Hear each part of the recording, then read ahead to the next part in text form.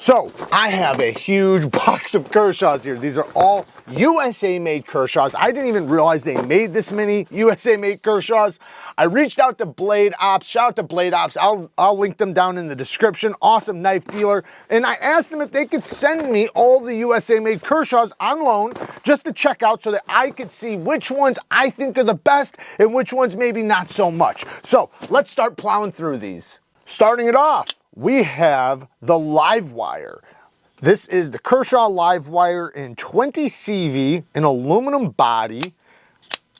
This is really nice. A lot of people were raving about this, and I can see why. Just right off the bat, I can feel this is a quality OTF. The blade is a beautiful dagger style, or not dagger, spear point style, because it's not sharpened back here. It's a spear point style blade. The button is very easy to push. Now, I'm not saying that it's going to fire off in your pocket or nothing. You do have a good amount of resistance. You can see you have to push it all the way up to there and then break it. You know, like it's almost like kind of like build up to a D10. You got to push this, it's under spring tension, get it up to there, and then you got to push harder. And it fires out and fires back, but it's well jimped and it works really good. You know, I can feel it. Nice, powerful spring, nice sound. Yeah, I like this one quite a bit. Deep carry clip, and I noticed the clip is kind of angled, so, you know, it's going to angle in your pocket. That's awesome. Comfort, you know, it's not really built for that, but these are always, it seems like all OTFs are fairly comfortable because they're just very neutral handles.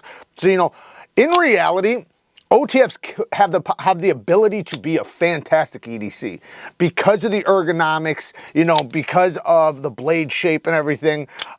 They are kind of labeled as like a self-defense / EDC knife. A lot of people just use them for basic EDC, but yeah, this one's pretty awesome. I like the Livewire quite a bit. So the next one is a lot different. This one is a tiny little guy. This is the Launch 9. I'll tell you what, man, this thing has a heavy spring, a lot of power.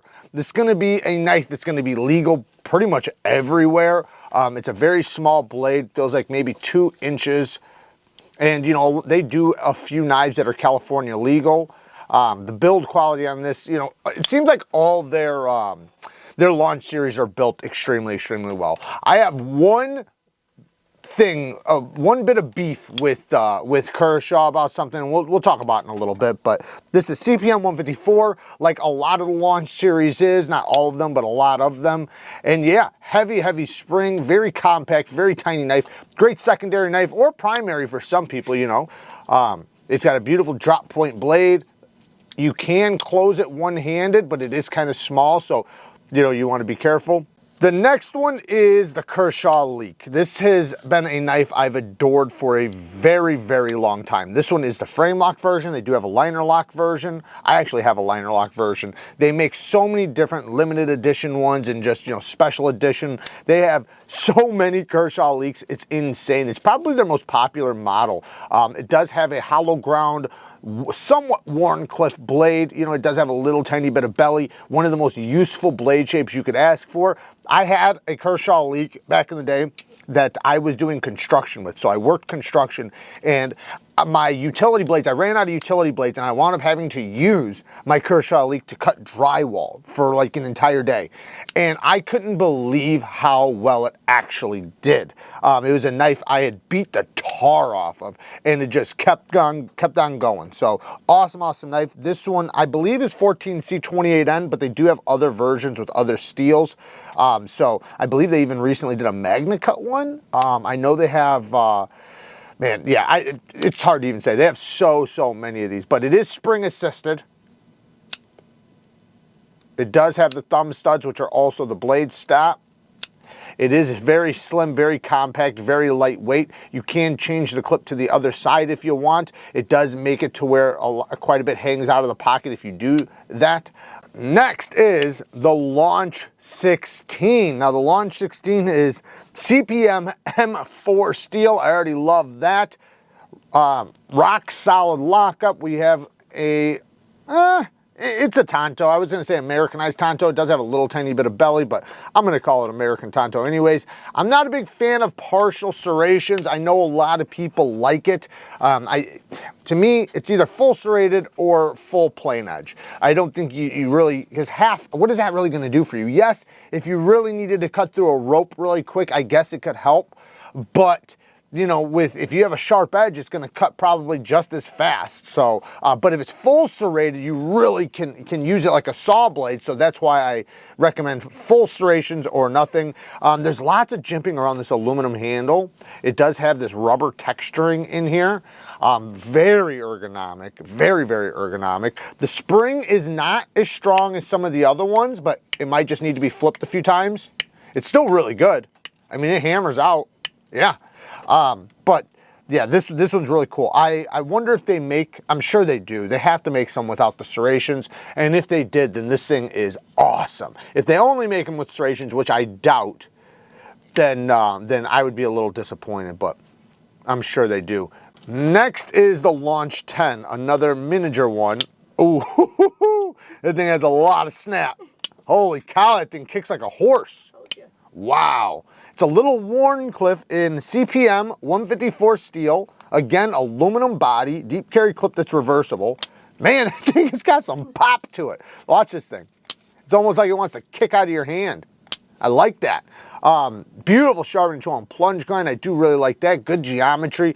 This is a cool little knife. This is going to be a fantastic little utility knife for a lot of people. Now, you have to be comfortable with sharpening a hawkbill, but all you got to do is just have a 1/2 inch stone or a round stone, and they're just like sharpening anything else. You know, it's just they have the recurve, so you can't use a big flat stone because otherwise it'll be difficult to get the belly. So you need a little stone, and then it's easy to sharpen. CPM 154, you know, that's a steel that I like the steel. I like CPM 154. I prefer it on fixed blades. Now, the reason why is I'm not the biggest fan of the types of edges it takes. Now, it does take extremely sharp edges, but at low grit. You don't want to take CPM 154 to a high grit. It polishes entirely way too easily. I mean, it's so easily polished that what happens is you wind up basically polishing off the teeth that you want on your edge. So in order to prevent that and to keep the teeth on the edge, you want to keep a nice low grit with CPM 154.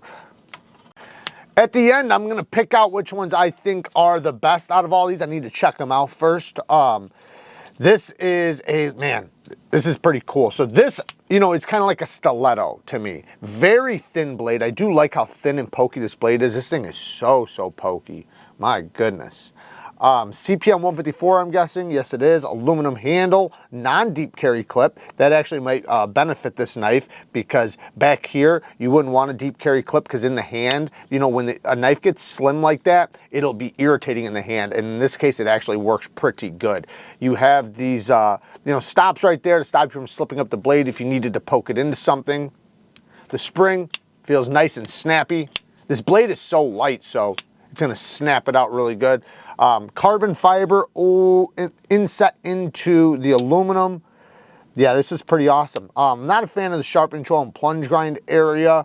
I'm sure you could probably fix it yourself. I do like how they made this a sandwich construction like the rest of them. You have a little space. Oop, there goes my mat again. There's a little space in there you can see right through. Yeah, that's pretty cool. This is a nice little a stiletto basically, so the same purposes you would get a stiletto for, self-defense / light duty EDC. Next is the Launch 12 Cali legal, so this one is made to be California legal. I will say it is a small handle, but I can get a 4-finger grip if I really need to. It's mostly a pinch grip knife like this. The spring is nice and strong again because it's such a light blade. Snaps out there really hard. You almost don't even see it. It just is open. Spear point blade, again, very versatile, useful blade shape. The swedge on top is actually going to make it when you do cut, you know, it's going to pass over this part of the blade really easily. Aluminum handle, carbon fiber again. This is like a mini knife or mini version of the last knife. Now, I will say the blade to handle ratio is very much off on this. It's a lot smaller blade than it is the handle, but that's not necessarily a bad thing. It's obviously intentional.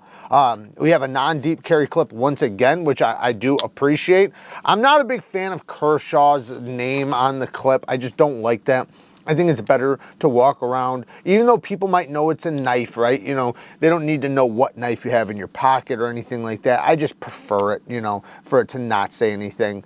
And I think it just looks cleaner. So you already have Kershaw on the blade. CPM 154 once again.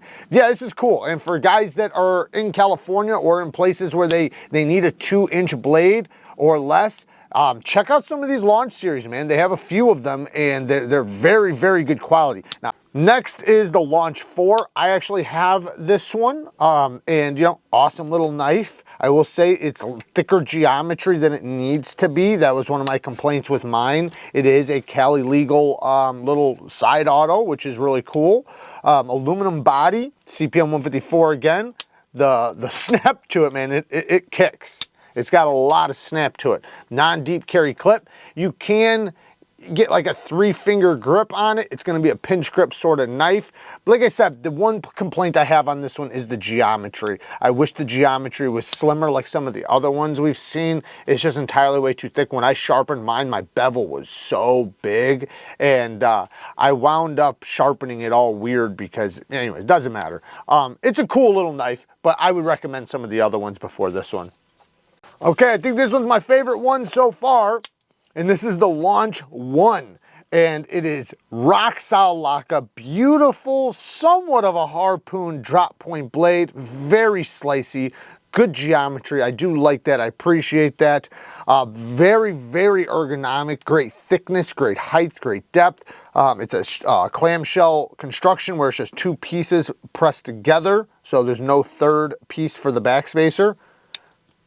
I will say, first out of the box, you do want to flip it a few times to break it in, and then it'll start popping a lot stronger. The first snap is, you know, less desirable, and now it's very powerful. And like I said, extremely comfortable. I feel like I could do some real work with this knife.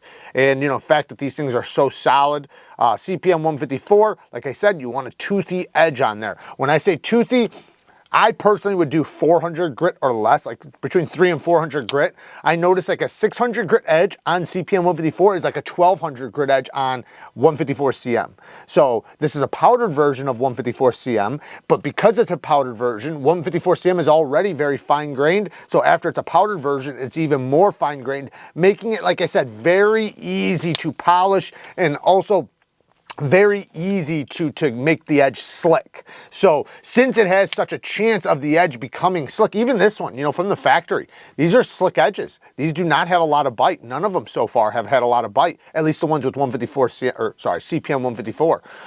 So that's why I wouldn't overstrap it. I wouldn't do anything like that. I would just keep it a nice toothy edge, and that's where it will serve the best. I like that they do a captured pivot. That's really cool. I have noticed some of my older ones in the past, the pivot just spun. So, you know, watch out for that. But yeah, this is my favorite one yet so far. Next is another banger. This one's also one of my favorites. It's definitely right up there with the last one. This is the Launch 6, and woo, very nice snappy action. Like I said, I want to flip it a few times, let it break in a little bit. The blade is a beautiful drop point blade, very useful blade, fantastic ergonomics, CPM 154 again, non-deep carry clip, which I really appreciate that they're doing, because in the hand I don't feel that clip. I like that I don't feel that clip. You know, it just feels like there's no clip there. I love that. Sharpen jaw and plunge grind on this one, just like the last one, not the best. I wish they were better. The plunge grind kind of tapers down to the edge. This one ends a little bit before it, so you'll get like 1 or 2 sharpenings before it starts hitting the plunge grind, but you know, not that big of a deal. Clamshell construction once again. Rock solid lockup. I noticed some of them, right when they lock up, you go like this and you'll feel it kind of move a little bit, but then it'll lock right up. So it's just letting that button, see right there, this thing is rock solid now, like a vault. So yeah, man, this one's really, really good. This kind of pokes out there. I don't know if it's made for bashing things, but feels very, not super slicey, but it's definitely slicey. It'll definitely have no problem having a little toughness plus some sliciness. And it has a cool look to it. This is a full-size knife too. Nice big knife. Yeah. Yep, another one I really, really like. Next is the Federalist. Now this is a slip joint. I'm not the biggest fan of slip joints, but I will say this one's very, very smooth. It does have a half stop. I bet I could open this one-handed. Oh yeah, easily. Very, very smooth. Almost feels like it's supposed to be stronger, but I'm guessing that's on purpose. I do like that it's a one-hand opening slip joint, so that's cool. Nice and slicey blade, CPM 154. My card scales no clip. So, you know, it does help the ergos, but this is definitely going to be a drop in the pocket or something you're going to put into a slip. Yeah, it looks like it has somewhat like Chicago screws or something, or no, it has like nuts on this side or something. I don't know. But it does have steel liners. Looks like an FRN backspacer. It's pretty cool, you know, for those that can't carry, you know, locking knives, you know, wherever that is, you know, you can have a slip joint. And a lot of people really like slip joints. So, you know, this definitely gives them something to carry. And it is a full-size knife still. So for a slip joint, this is definitely going to be a very useful one. I like the pivot. It almost looks like a shield. That's pretty cool. Now, this is one I know very well, the Blur. Now, they don't all come with the serration, so it is a nice deep hollow ground recurved drop point blade, but like I said, they do have plain edge ones. These serrations are really cool, and when you think about an edge, microscopically, this is basically what it is. You know, the scratch pattern you see in an edge from the stones or from your sharpening is basically like this, just on a microscopic level.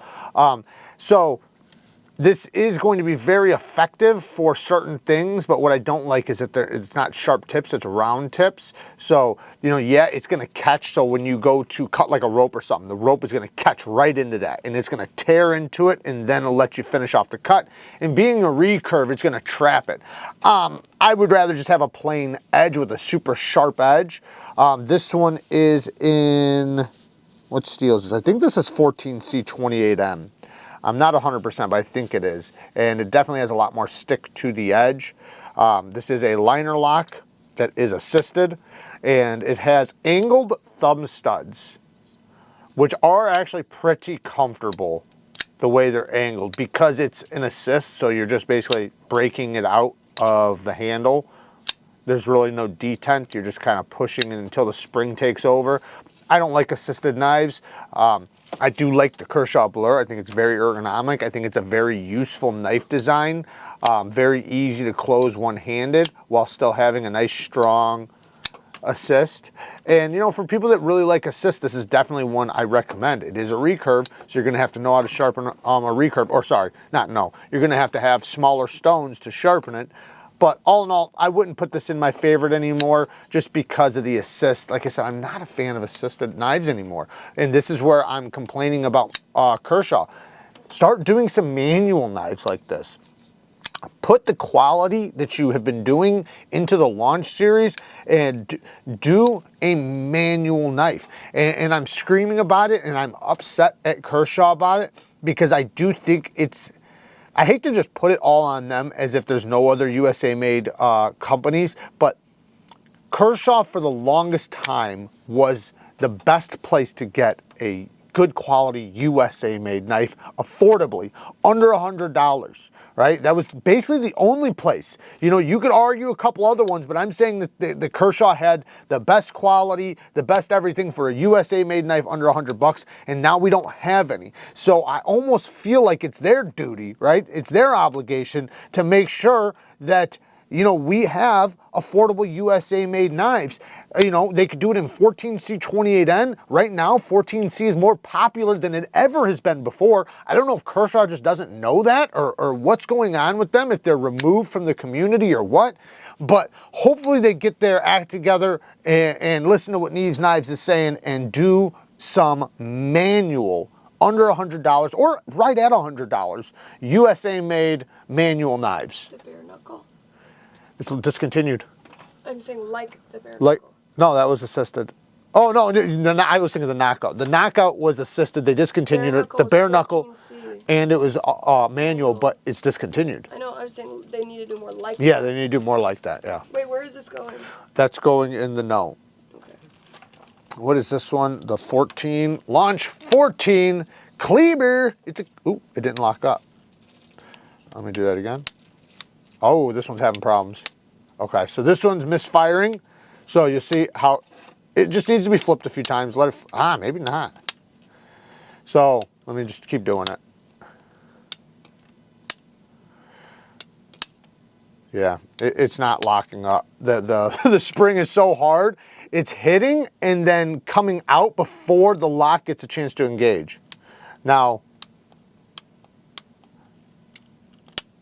yeah, and I'm trying to let go of the button fast enough so that it catches, because that's also probably my fault too, to some extent, because if I hold the button, see what happens, it doesn't lock up. But I'm trying to let my finger off the button fast enough, but it's almost like I can't catch it fast enough. There it goes. Dang it. There we go. So it'll lock up, but it's just, you know, there is a good chance it's going to not lock up, but I bet it'll lock up after a while. It just needs to be flipped a lot. So I'm going to have to put this one in the no category right now. I don't know if it has something to do with the cleaver blade, the way the button lock geometry is on this. I do like it though. Beautiful carbon fiber down here. Clamshell aluminum handle again.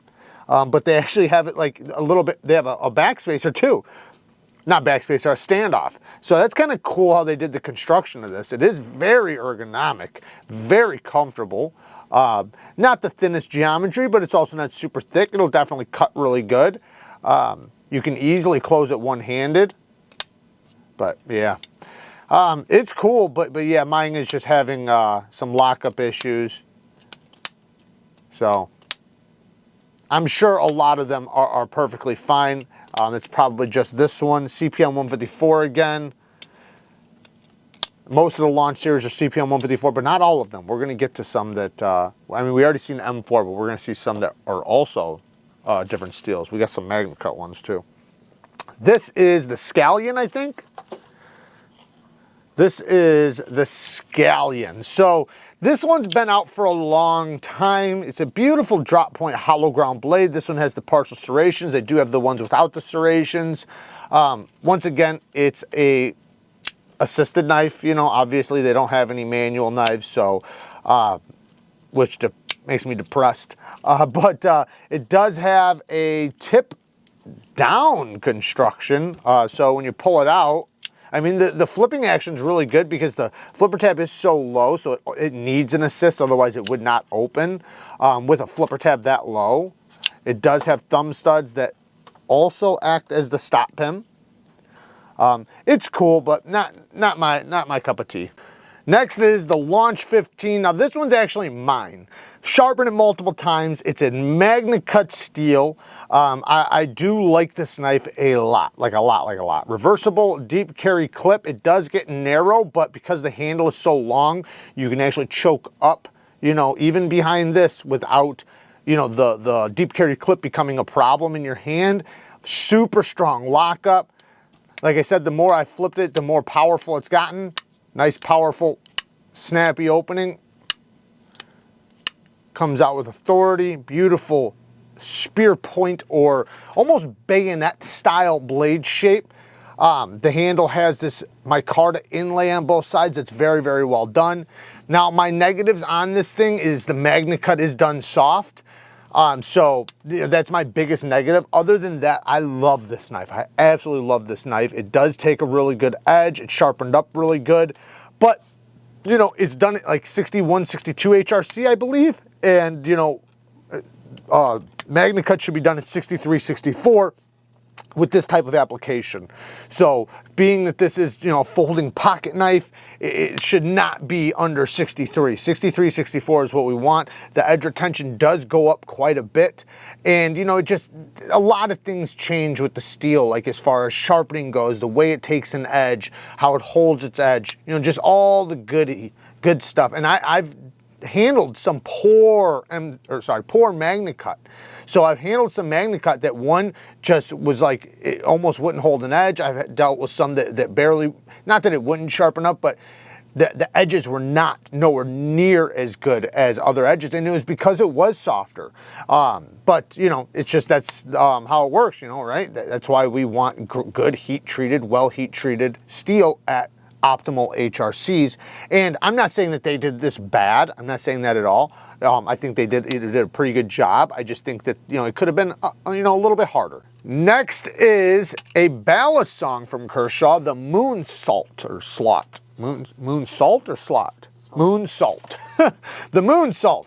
So 14C28N, stainless steel handles, and it's big. This is a big knife.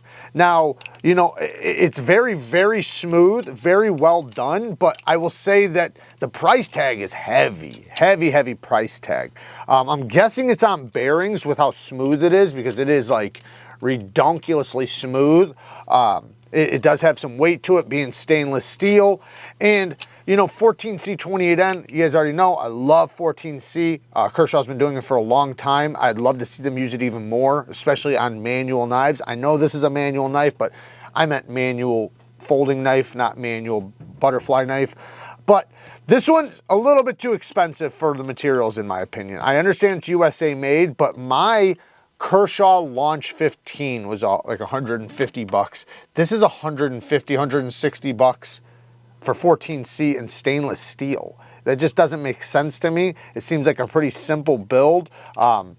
It's big, you know, it's very big, so I can understand why ballast songers would love to have it. For me, I just think it's just a little bit too pricey.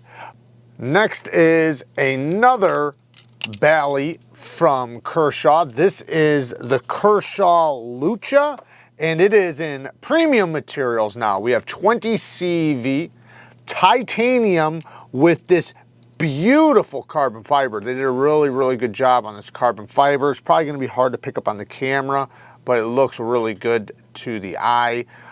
Titanium is anodized blue, and, you know, 20 CV, fantastic steel. Now, you know, I think they're running it at 59 to 61 or something like that. At least that's what I find when I read about it. You know, I'd prefer 61 to 62, but, you know, for a ballast song, this, you know, it's probably not that big of a deal. But I will say that this has thicker geometry, very pokey, and it's long. This is a big knife, so if you do get poked with this, it's going to do a lot of damage. Thicker geometry, though. I wish it was a little bit slimmer and thinner. Maybe that does help with the ballast songers. You know, I'm not a Bally guy, so I'm not, you know, the best flipper or anything. So, you know, maybe the weight helps a little bit. But one thing I don't like, and I'm looking at this under use, is it goes from narrow at the tip to wide right here to narrow right here. The problem with that is they didn't do a good plunge and sharpening choil. So what's going to happen is that this, as you sharpen it, it's going to recurve up, and this will get more narrow, and then it'll, you know, it'll basically just recurve up like you see a lot of like old Buck 110s do over a long period of sharpening.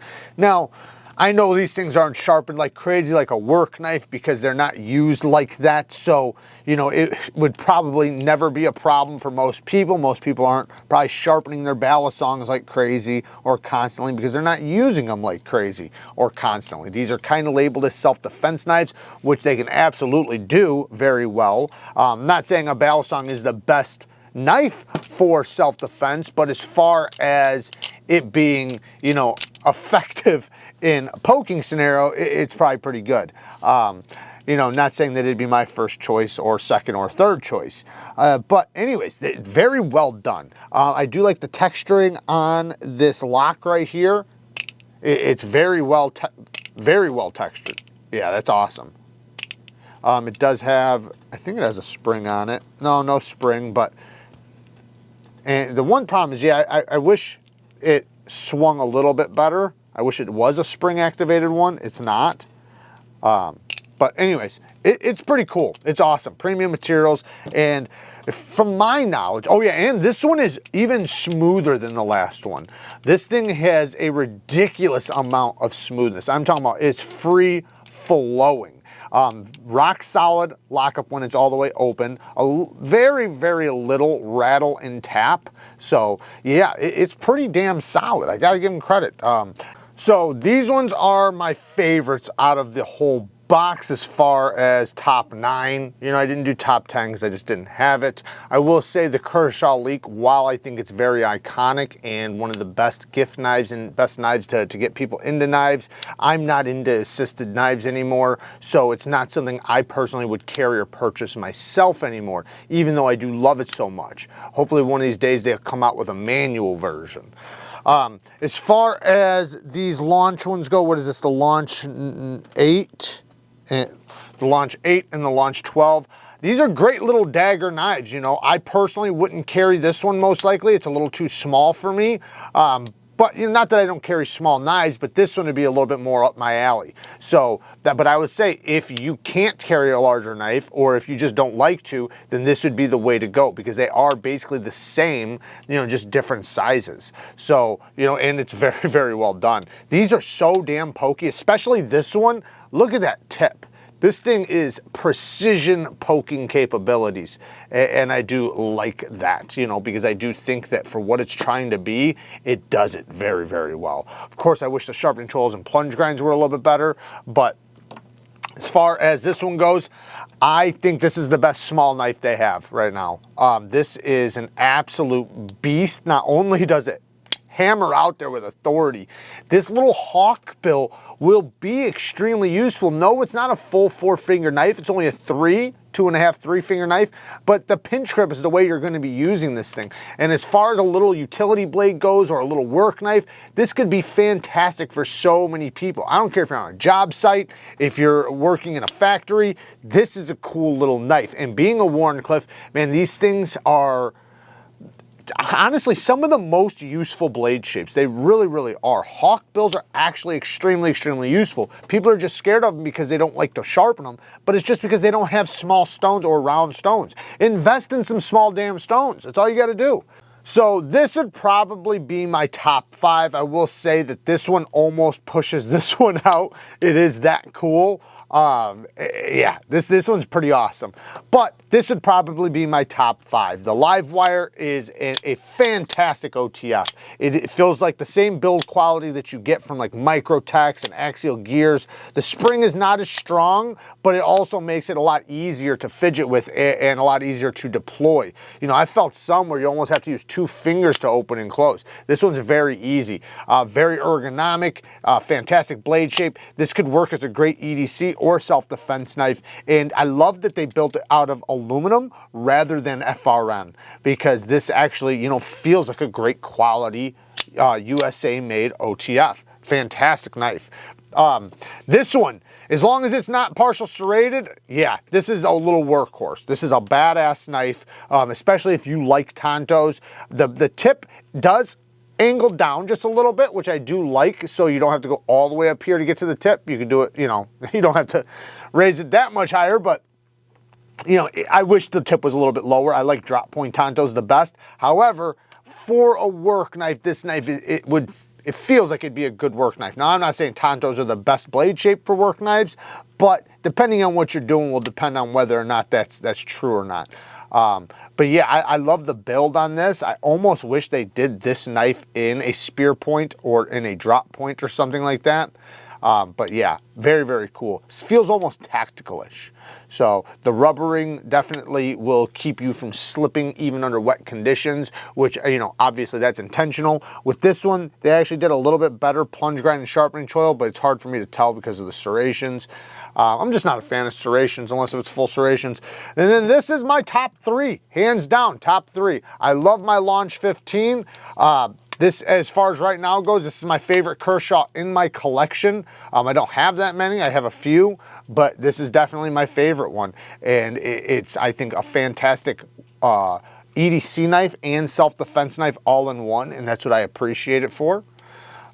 Then this guy is obviously my second favorite. Very, very ergonomic, beautiful drop point blade. These two are amazing.